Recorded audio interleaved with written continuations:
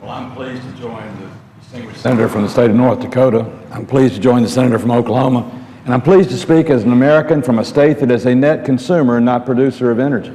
You know, your state is a great producer of energy. Senator Inhofe's a great producer of energy. Georgia's a great consumer of energy. We don't have a lot of oil or natural gas or coal.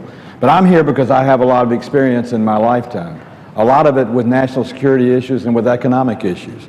And our ability to, or our failure to approve the Keystone pipeline and fracking, very simply, is professional malpractice.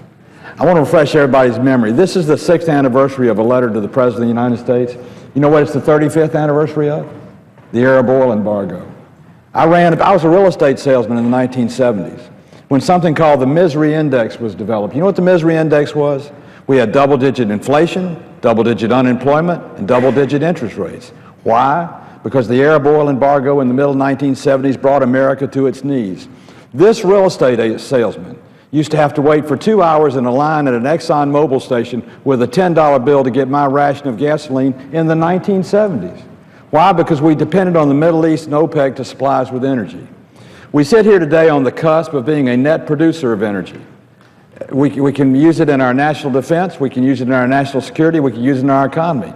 If we produce the energy that we know we have available to us, and if we bring in the energy safely and environmentally soundly that we know have available to us, we can rule our foreign policy and our economy based on our own strength and not a dependence on anybody else. 35 years ago was not just a time of the misery index, but it was a time of failed U.S. foreign policy.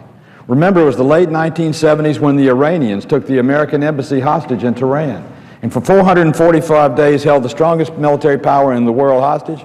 Why? In large measure because they control petroleum to our country. So it is a national security threat. When the President of Ukraine spoke today, he didn't say this, but I will say it. If America was producing the oil and energy it could with the Keystone pipeline and with fracking, if we were exporting to foreign countries, we could replace Russia in a heartbeat as the net supplier of energy to the Ukraine and to Germany.